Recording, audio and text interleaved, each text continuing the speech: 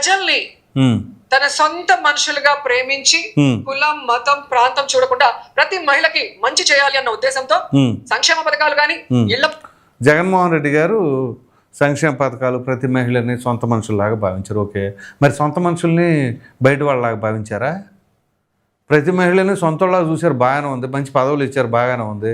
Home మినిస్టర్గా మహిళలను ఇచ్చారు, మీకు చక్కగా మంత్రి పదవి ఇచ్చారు కాబట్టి మీరు బ్రహ్మాండంగా పొగుడుకుంటారు. మరి వైఎస్ షర్మిల గారు ఎవరో, విజయమ్మ గారు ఎవరో? సొంత తల్లి, కన్న తల్లి, తోడబుట్టిన చెల్లేగా. మరి మహిళలకి ప్రాధాన్యత ఇచ్చి మహిళలకు పెద్దపీట వేసే లెక్క అయితే వీళ్ళ పీటలు తీసుకెళ్ళి ఎక్కడ వేశారు? ఇంట్లో పీటలు లేవా, తీసుకెళ్ళి బయట ఎక్కడ వేశారా? మరి దానికి సమాధానం చెప్పండి.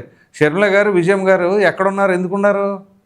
ఇప్పుడు సాధారణంగా ఒక కుటుంబంలో ఒక తల్లిని చెల్లిని కనుక ఎవరైనా ఊర్లో గ్రామాల సంగతి నేను చెప్తున్నా, మామూలుగా ఎవరైనా కొంచెం ఒక పూట పట్టించుకోకపోయినా లేదా కొడుకుకు దూరంగా ఉన్నా ఏమంటారు మామూలుగా ఊర్లో? ఆడేం కొడుకండి, అలా చెల్లిని తల్లిని పట్టించుకోడు అని చెప్పేసి ఊరంతా గుసగుసలాడింది.